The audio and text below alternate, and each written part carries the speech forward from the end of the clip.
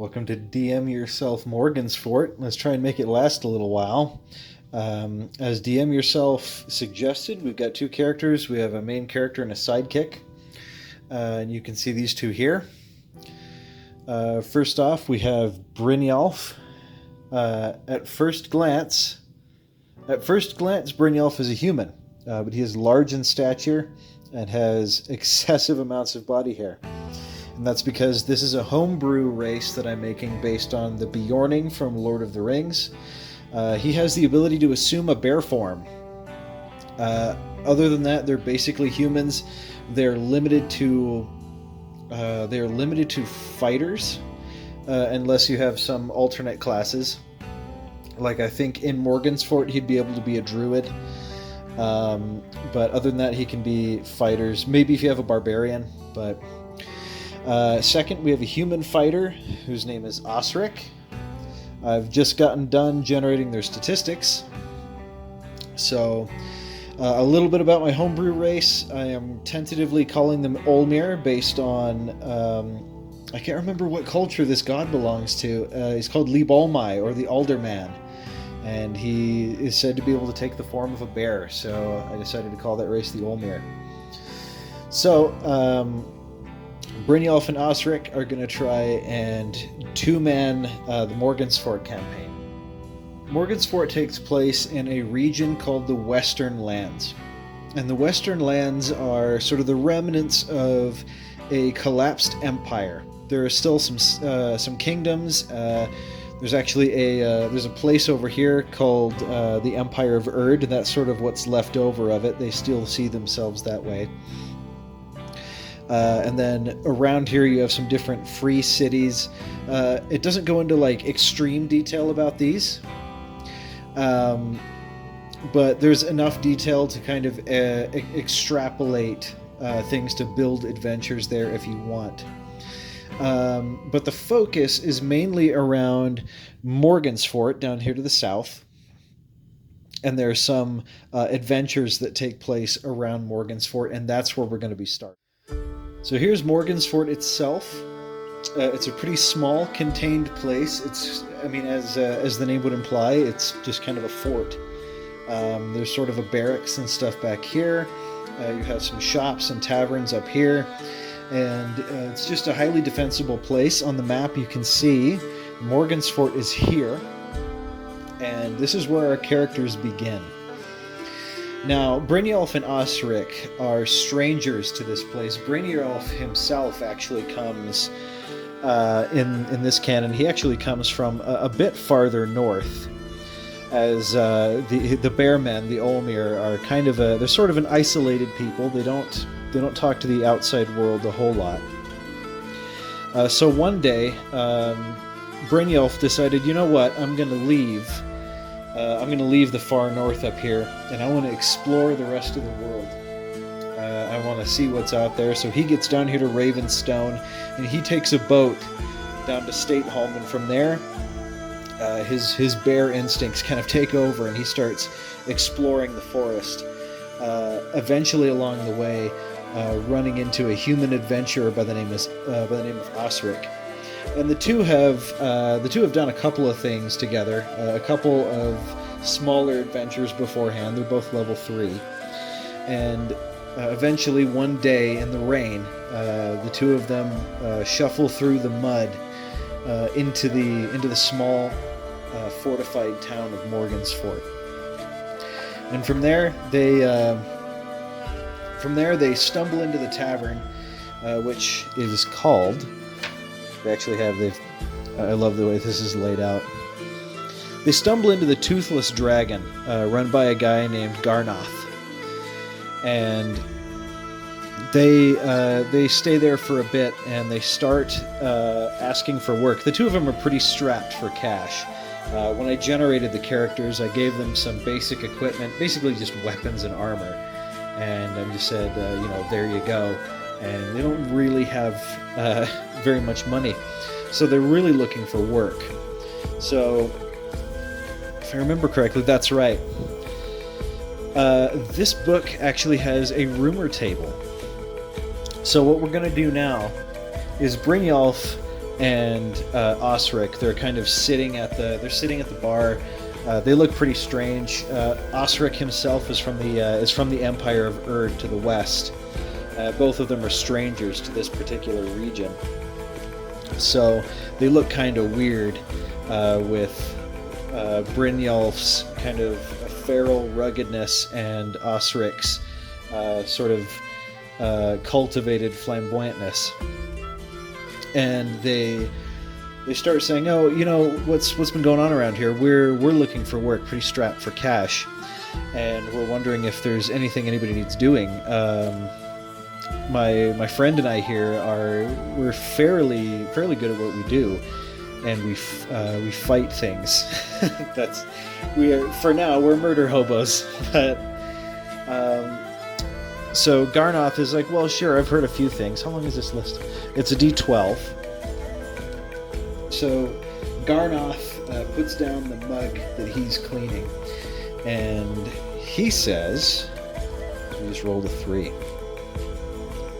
He says, well, you guys, there have been some troubles with orcs raiding the area to the north, stealing livestock and waylaying travel.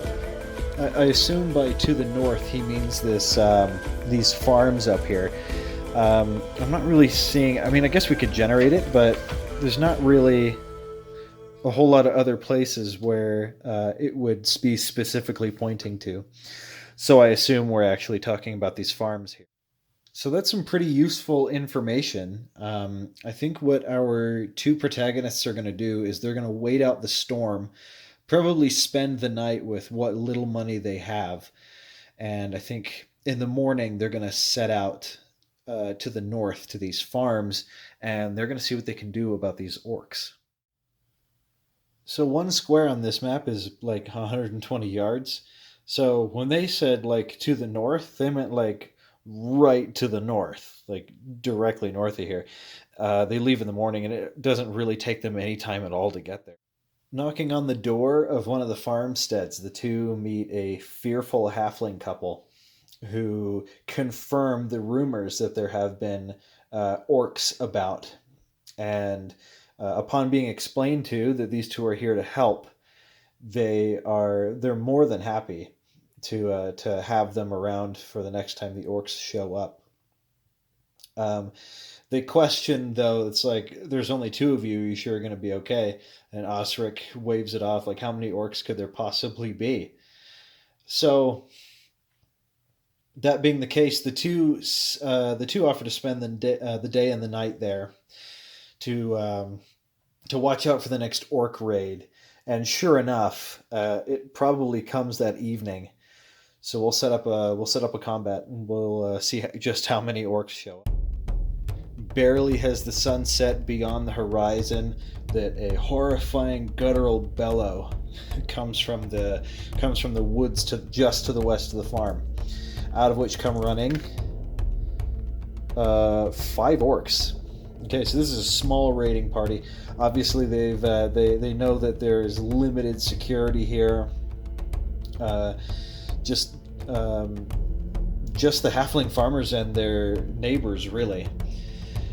So we'll set up that. We'll see just how Brynjolf and Osric do. Let's hope it's not as short-lived as the Castle by the Sea. With the halfling couple safe but afraid inside their house, the door is shut and bolted. Osric and Brynjolf stride out across the field to meet the 5 orcs coming from the woods. 5 didn't sound a lot until I put them down on the board. But looking at how badly outnumbered they are, this could get messy. But you know what? I got faith in our boys. I think they can do it. Now, it doesn't really initiative doesn't really work this way in basic fantasy, but I've always been partial to party initiative. So that's what I'm going to do here. So, as usual, the way I do it is the red is our team and the blue is the enemies. So that's how we're going to do it. And I'll just re-roll simultaneous initiative. I've always been really, really bad at executing that. So here we go. First initiative roll. Ooh, and we're beaten out. The orcs are going to go first.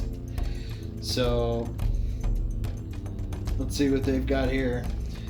Orcs are a 1 hit die monster with 14 or 11 armor class. I assume these aren't like militaristic orcs. They're not like very well equipped, so I'm assuming their armor class is 14. Their 1 hit die gives them 7 hit points. It's quite a lot. So each one's got 7. Where's my board? Here we go. Now I can keep track. You know what? Our guys have 18 and 20 hit points respectively. I think we've got a pretty good chance. So, let's get the show on the road. These orcs, I'm going to actually determine their targets randomly. So this orc is going to attack evens odds. It's going to attack Brynjolf moving up there. This orc's target is evens moving towards Brynjolf. What's this guy's speed here? Movement is 30. They're unarmored, so 40. Each one of these squares is 5 feet, so 5, 10, 15, 20, 25, 30. He makes it. This orc, against Brynjolf. We're already gonna... Our main character, no! This guy... I guess they look at Brynjolf, they see a bigger target, and they're like, I will prove my orcish strength. This guy's gonna have kind of a hard time getting past his buddies. And this guy is gonna go pick on the guy that nobody else wants. So let's get these attacks. Let's get these attacks figured out. There's 3 attacks able to hit Brynjolf. This guy's like, hey, let me through. They're armed with a 1d8 weapon. I'm going to give them a club for 1d6. These guys are not well equipped. So we've got 3 attacks coming in. None of which hit. They have a +1 for having 1 hit die. So that's an 11, a 3, and a 4. 1 attacks Osric and just fails miserably. So the turn passes to us. I think I'm going to take this opportunity to test. I'm going to test his special racial ability, and I'm going to have him assume bear form. So he's going to kind of take a defensive stance and back off like that, and his form starts changing. Meanwhile, Osric is going to turn to this guy, and he's going to slash out with his long sword, +2 to hit, +3 with his strength, so that's +3 to hit. Wow, yeah, that'll do it. He does D8 +1, 3 damage to the first orc, taking him down to 4, and at the beginning of this next round here, Brynjolf is going to transform. So let's roll our next round. Please let us go first. Yeah, a 2 and a 1. Nice. Brynjolf's bones begin to crack. His skin begins to shift, and hair begins to emerge from every point in his body as his clothes break away, and he drops his axe to the ground. And Brynjolf assumes the form of a mighty brown bear, vaguely humanoid in its construction. As you can see, it kind of knuckle walks a little bit there. So in bear form, he has the armor class and attack routine of a werebear. So he has basically everything else stays the same. His armor class is now 16 rather than 14, and his 1 attack does 2d6. And that's about it. He can also kind of track, but that's not going to apply here. So his transformation has finished, and he and Osric are going to launch their counterattack. Brynjolf charges forward and is going to try and rip that orc limb from limb using his mauling attack, which that hits with a... Let's see, +2, +1. It hits with a 15 against the orc's armor class of 11, and he deals 2d6 tooth and claw damage. So that is his 4, 5, 6 plus 1, 7 damage. That actually kills that guy. They have 7 hit points. So this guy is gone. We've actually gotten rid of an orc. I have a lot better feeling with these two rather than playing as a poor fragile necromancer. Osric again is going to strike out with his longsword with a natural 20. No joke. There it is. I don't think natural 20s actually do anything in this game. Let me check real. Not from what I saw. That's unfortunate. But anyway, let's roll his damage. D8. That's 7 damage. He just straight up he stabs this guy down, slashes him limb from limb, and turns with his shield facing that guy. And we're ready for our next round of combat. So let's go ahead and roll that here. That's simultaneous. We're going to reroll that. Okay, a 3 and a 2. Oh, sorry, I didn't... The orcs didn't go. They were so petrified that they forgot to go. Okay, so this orc is going... Actually, we should probably do some morale, huh? Okay, let me just check and see how morale is done really quick again, and I'll get... Okay, so I'm going to check morale for each one of these orcs. I'm giving them a -1 because they just saw a really, really strong counteroffensive. So this orc will roll his morale. He stays and fights. Let's roll this orc. He stays and fights, and this orc stays and fights. They are brave. That being the case, this orc, is he going to go here or here? So it's evens odds. That's odds. He's going for Osric. So we'll have 2 attacks against Brynjolf here. Versus +1 versus 16. That's a 15 and a 14. Unfortunately, those don't hit. Unfortunately for those orcs. This guy's going to attack Osric versus his armor class of 17. That's a 13 versus 17. Not happening. Now we'll roll our initiative for the next round, and that's simultaneous again. So let's re-roll that. Okay, looks like we're going first again. So that being the case, we're going to have Osric turn and attack this guy who just slammed his mace uselessly against his shield. +3 versus an armor class of 11. That's an 18. Good stuff. Come on, roll a 7. He rolled a 7. Yeah. Goodbye. That's another dead orc. Man, we're doing great this time. Fighters at the beginning of the game are sweet. Also bear.